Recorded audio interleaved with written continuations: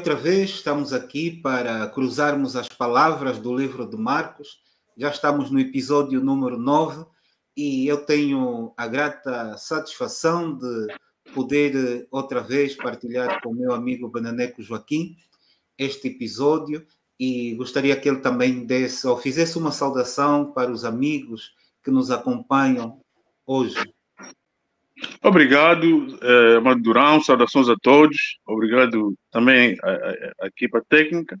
Estamos aqui reunidos para, em pouco tempo que o Senhor nos oferece ou nos oferecer, trocamos aqui as dicas, né, as informações em torno da lição número 9, controvérsias em Jerusalém. Então, somente pedimos que o Senhor nos use, pelo Espírito Santo, para, com um martelo, uma massa daqui, um betão dali, uma pedra, alicercemos mais e mais em Deus a nossa vida espiritual. Amém. E esse tema nós começamos já por tentar esmiuçá-lo da melhor forma, partindo do princípio, ou seja, do verso áureo, o texto ou verso para memorizar, nós conseguimos entender aquilo que Marcos e o autor nos querem transmitir. Havia controvérsias no princípio, a partir do Marcos, os versículos, ou seja, o capítulo 2 e 3, e no fim, ali nos capítulos 11 e 12. Mas o verso áureo nos traz duas palavras-chave para resumirmos esse nosso estudo, que é oração e perdão. E quando estivermos envolvidos em alguma controvérsia, quando estivermos envolvidos, irmãos, em alguma contenda, espiritualmente falando, nós devemos recorrer à oração. Mas também devemos ter o espírito de perdão. Não importa se nós fomos feridos ou então nós somos aqueles que causamos dor, mágoa a outra pessoa. Então, essas duas questões, esses dois elementos, melhor dito, têm que estar presentes na nossa vida. Então, eu acredito que o Benaneco deve ter também... Sim. Agradeço já essa entrada aí, promete dizer que realmente sem oração, o cristão, se for mesmo cristão, no verdadeiro sentido da palavra, morre. E se não for cristão, então é só oração assim na boca. Sem oração, não conseguimos andar, não conseguimos nos mover, não conseguimos fazer a vontade de Deus. E eu vou também mais um pouco pela parte do perdão, onde aí com base nos escritos de Paulo, em Efésios 2 e 13, o perdão aparece como um ato permissivo para aproximar partes magoadas. Uhum. E ainda com base em Efésios 2, 13, o perdão aparece como um ato que envolve uma junção de arrependimento com sacrifício. E aqui o sacrifício se cola totalmente à oração. Certo. E também ela diz que no perdão, a parte que se arrepende, no caso, o ofensor, tem que se dispor a sentir a compaixão do ofensor. Se esses elementos não estiverem presentes, fica muito difícil entender esse verso áureo aqui da lição número 9. Portanto, o perdão e a oração, Okay. e no caso, esses elementos do perdão têm que ser vividos, quer magoamos ou somos magoados. Mas também, antes de voltar a dar a palavra ao Mandrão, gostava já de dizer que o nosso dia a dia, quer nas discussões de assuntos espirituais, e principalmente nestes, e noutras questões fundamentais de fé, pelo poder do Espírito Santo, nós devemos nos guiar nas instruções de Deus, sobretudo em Jesus Cristo que esteve aqui como homem. E se continuarmos, ou seja, se a nossa disposição pelo coração é se opor aos comandos de Deus, largamente, assim, ou seja, com muita velocidade, estaremos a pecar contra o Espírito Santo. Por isso, as cenas finais em que Cristo foi o protagonista, aí nos últimos 3 anos e meio do seu ministério, ou na parte final dos 3 últimos anos do seu ministério, 3 anos e meio em Jerusalém, tem que ver com essa questão das controvérsias, ou seja, os debates entre fariseus, os líderes do templo, enfim, os maiorais, os sacerdotes, enfim, os líderes religiosos, que preferiam endurecer os seus corações, e endurecer aqui é só viver mesmo pela carne, manter o eu na faixinha mais alta e fazer das tradições, de várias regras religiosas, aquilo que era o correto para a salvação, quando Deus veio em Jesus Cristo, desconstruir esses conceitos. Ok. Na lição desta semana também nós conseguimos ver que Jesus chega a Jerusalém e ele agora tem uma série de 6 conflitos com os líderes religiosos. Quem diria? E esses 2 grupos de conflitos, o de Marcos, capítulo 2 e 3, e agora o que estamos a estudar em Marcos 11 e 12, estes 2 grupos de conflitos servem como uma moldura no início e no fim do seu ministério na Terra. Amém. Cada grupo trata de questões importantes da vida cristã. E as instruções, e o Beneco falou aqui de instruções, as instruções de Jesus, mesmo nesses momentos de discussão, ajudam a orientar os cristãos nas questões fundamentais da fé e nas questões práticas do dia a dia. Exatamente. Sim. Agora, reparem, Jesus sempre proibiu as pessoas de revelarem o milagre que ele tinha feito às pessoas e, sobretudo, quem ele realmente era. Mas depois de ter feito o milagre com o cego Bartimeu, ele publicamente, não é, reconhece Jesus como Messias e Jesus começa então a trabalhar, não é, ou deu início praticamente ao seu ministério a partir Exato. Sim. Não houve mais a questão de não digam, eu não posso. Não, foi amplamente aberto e divulgado. Qual foi a primeira ação do Messias? A entrada triunfal em Jerusalém. Tal como 500 anos antes, Zacarias tinha predito. Exatamente. Imaginem. E ele entra conforme a profecia tinha dito, por cima de um jumento, e foi aclamado como rei, como o rei dos judeus, o salvador do mundo. E a primeira ação que Jesus fez foi a purificação do templo. Amém. E essa purificação do templo está diretamente ligada com aquela figueira infrutífera. Exatamente. Que tem um significado espiritual muito além daquilo que é a nossa imaginação. Ok.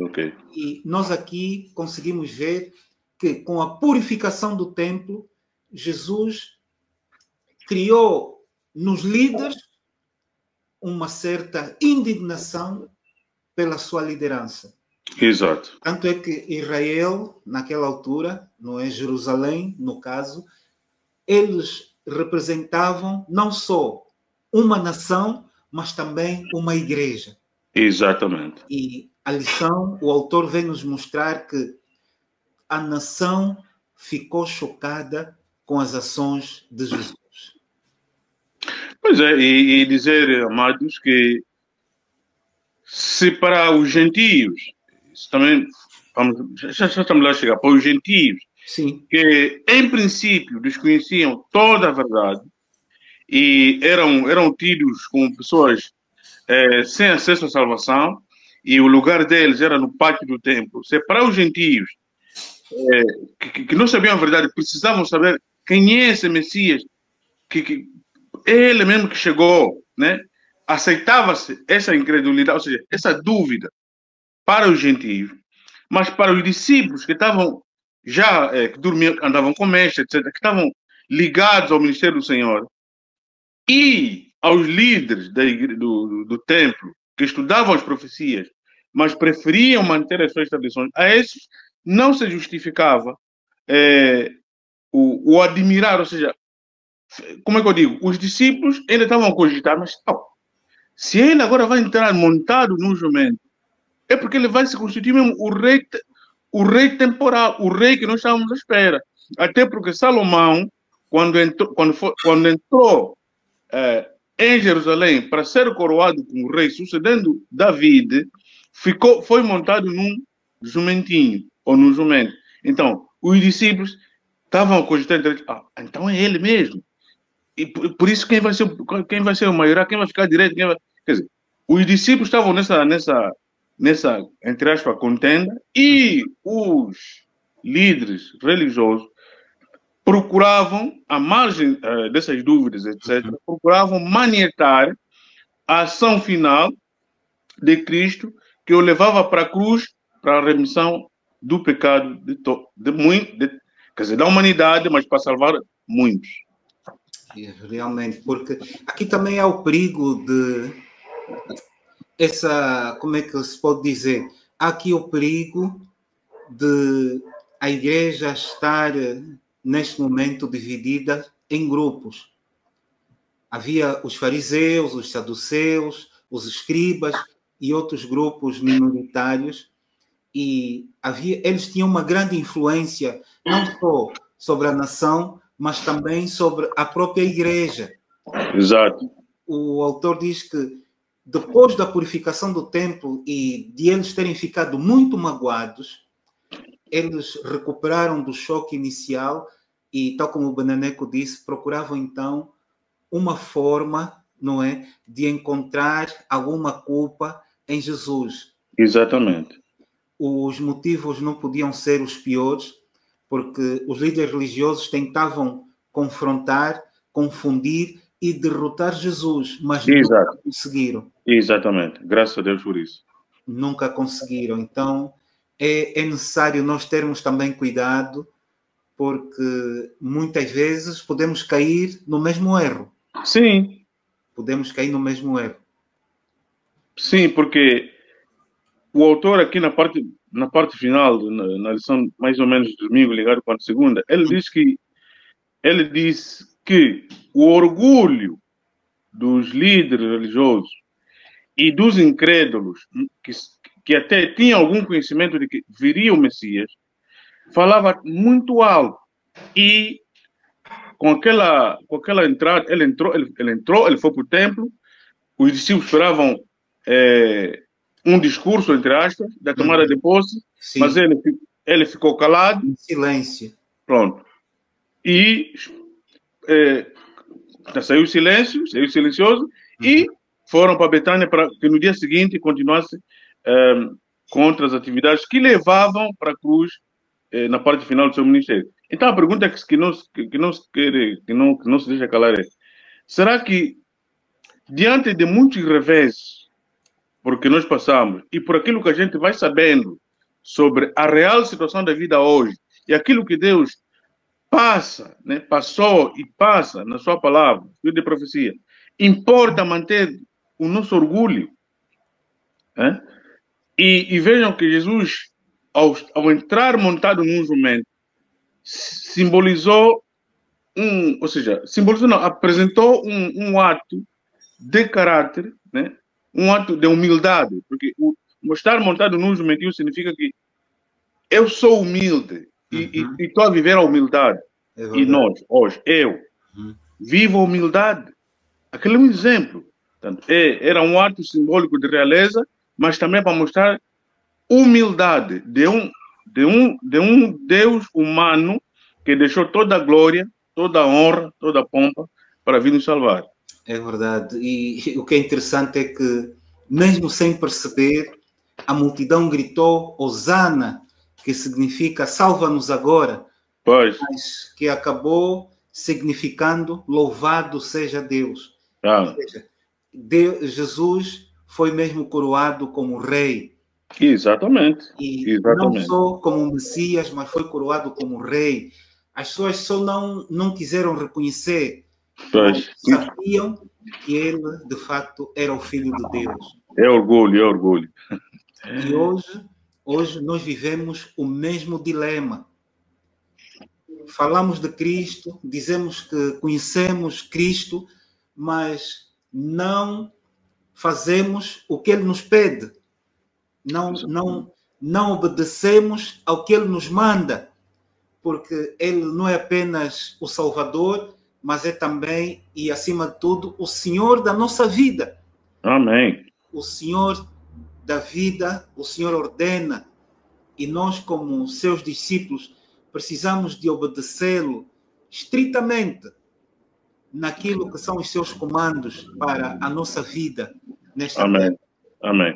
E a questão da árvore e do templo, e sobretudo do templo, que enfureceu os líderes religiosos, porque para eles aquela forma de adorar, aquela forma aqueles rituais no templo, era uma honra para eles, era uma tradição que nunca devia ser desfeita. Então, com aquela atitude de Jesus de purificar o templo, encontramos aqui paralelos e oposições, ou seja, encontramos aqui paralelo com a árvore frondosa, bonita, folhas todas verdes, mas que não produzia frutos, e o templo que devia produzir frutos pelas ações das pessoas que adoram a Deus e que também não produzia fruto. Então, Jesus aqui, tanto o autor diz que as semelhanças entre os líderes e a figueira eram de personagens paralelas. Portanto, os atos eram semelhantes em que a árvore era estéril e no templo, onde se devia produzir frutos dignos de arrependimento, porque o templo é a casa de Deus para todas as nações, era um covil de ladrões. Então, a árvore não produz frutos, mesmo estando bonita, e o templo de Herodes era tão importante. Se eu tinha sofrido algumas reformas a partir daquilo que Salomão já tinha deixado, e ainda continuava a ser um templo imponente, até por isso que Jesus disse, não ficará aqui pedra sobre pedra, até o pouco tempo vai ser destruído. Então, as pessoas estavam mais com foco na imponência física, né, o aspecto físico do templo, e não naquilo que devia se fazer no templo, consequentemente, naquilo que é o nosso corpo, fazendo ligação para o corpo, que é o templo do Espírito Santo, que também não estava purificado. Por isso, nem a árvore, nem o templo apresentavam obras dignas, como é que eu digo, de arrependimento. De arrependimento. Por isso,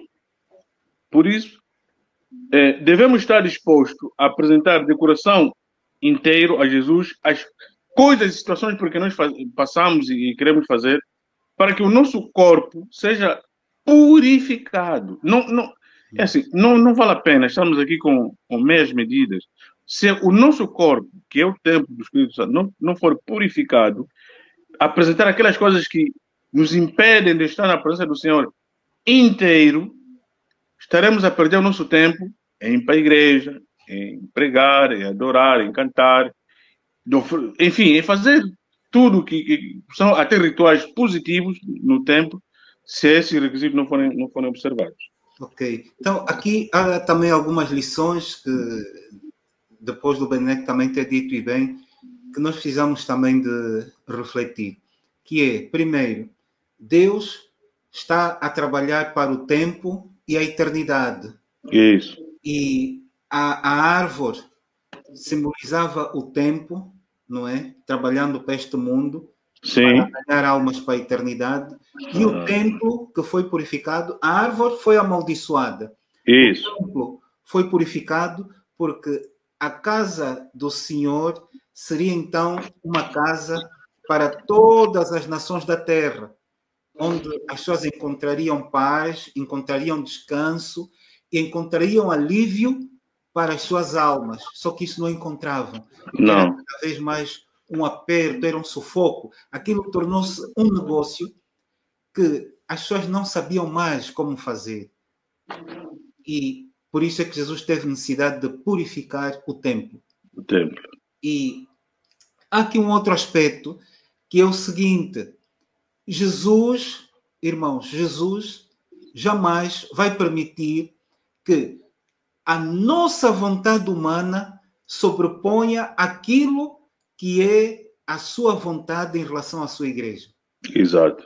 Não importa se é o pastor, se é o ancião, a nossa vontade não pode estar acima daquilo que Jesus determina para a sua igreja.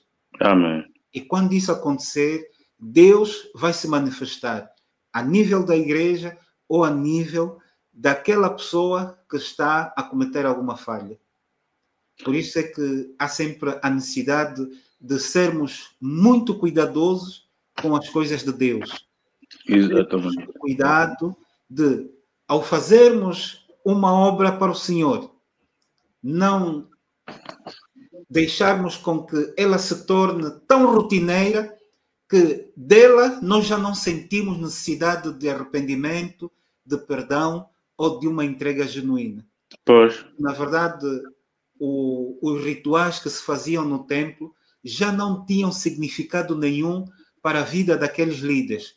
Só estavam mais a pensar no dinheiro, no lucro e na extorsão dos pobres que quase já não tinham nada para viver. Exatamente. E a palavra que devia ser ministrada praticamente tinha desaparecido da vida do templo. Então, se nós vivemos pela palavra, irmãos, o que é que existia na igreja daquele tempo? Exatamente. Então, isso é um motivo para nós refletirmos e pensarmos que Deus pode estar a amaldiçoar o nosso ministério, o nosso esforço, porque não interessa só ir para a igreja, não interessa fazermos bons discursos, bons sermões, quando a nossa vida está vazia da presença de Jesus. Quando estamos vazios da graça e vazios do amor de Cristo no nosso coração.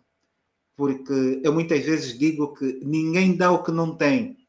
Se bebermos da fonte, teremos motivos suficientes para alimentar os membros da igreja.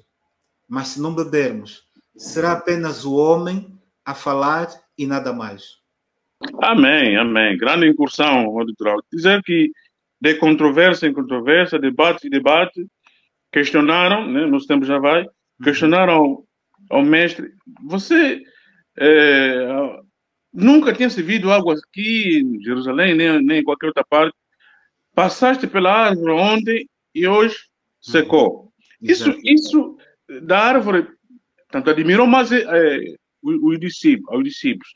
Mas a questão do tempo, aquilo, a presença dele no templo, purificar, aquilo, o templo tanto recebeu, como é que eu digo, retomou o seu verdadeiro sentido de estar lá, receber orientações, ensinos, demonstrações, enfim.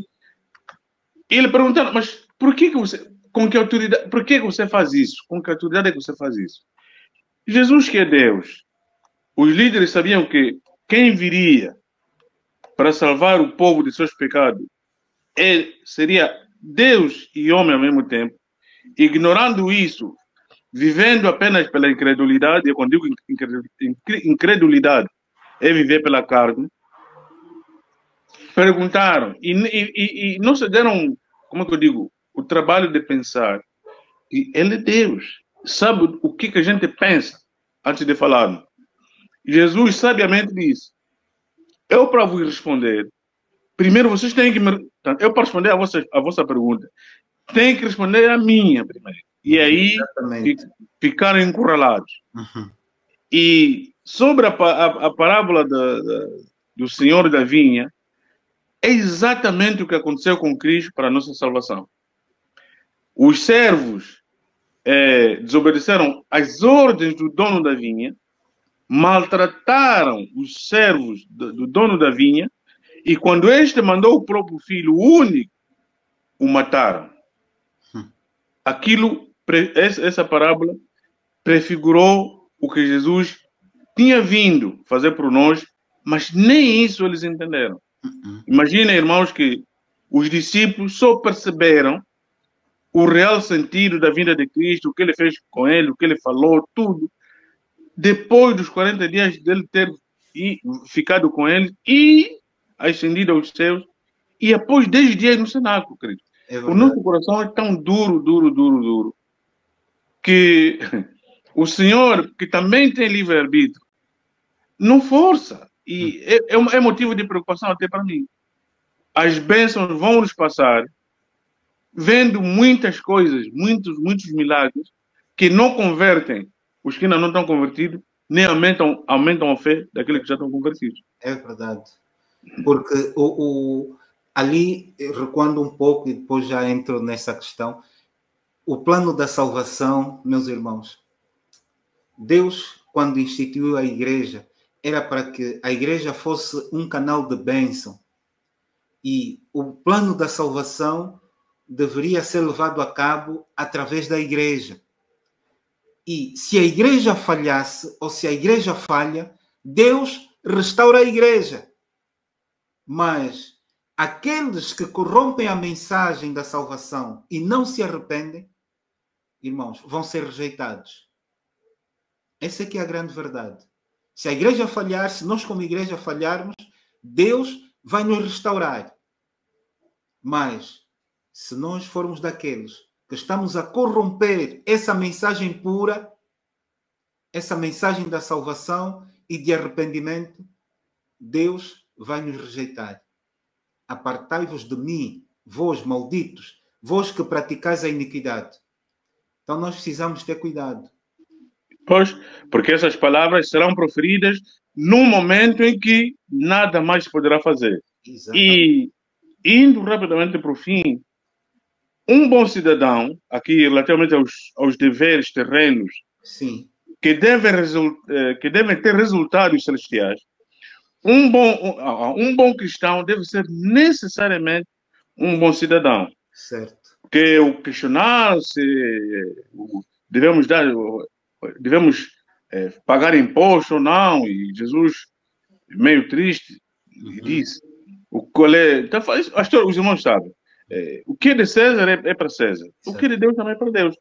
Mas, eu acrescento, o autor também acrescentou aqui, dizer que sempre que os comandos divinos, incluindo a lei do Senhor, estiverem em conflito com a tradição e com a lei dos homens, deve prevalecer a lei do Senhor. Amém. Amém. Então, nisso de que um bom cristão deve ser um bom cidadão, não devemos introduzir heresias ou a nossa própria vontade, só porque Deus diz que aqueles que vão habitar na Nova Jerusalém têm que ser bons cidadãos. Cuidado para não profanarmos o templo, que é o nosso corpo, e não introduzir aqui inverdades, falsos evangelhos. Por outro lado, ele foi questionado sobre a morte. Queridos, nós já sabemos isso. Ele quando disse que eu sou o Deus de Abraão, de Isaac e de Jacob. É porque esses três personagens viveram a fé e morreram na fé.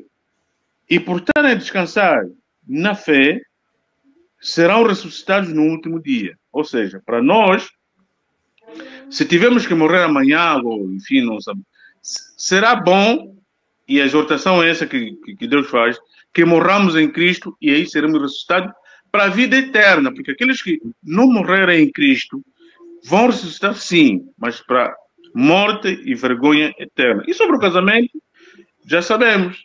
Eles perguntaram, mas então a mulher tinha 7 irmãos do marido, um atrás do outro, à medida que foram morrendo. Quando voltar, ou quando vier a glória, quando vier a nova terra, de quem será a mulher?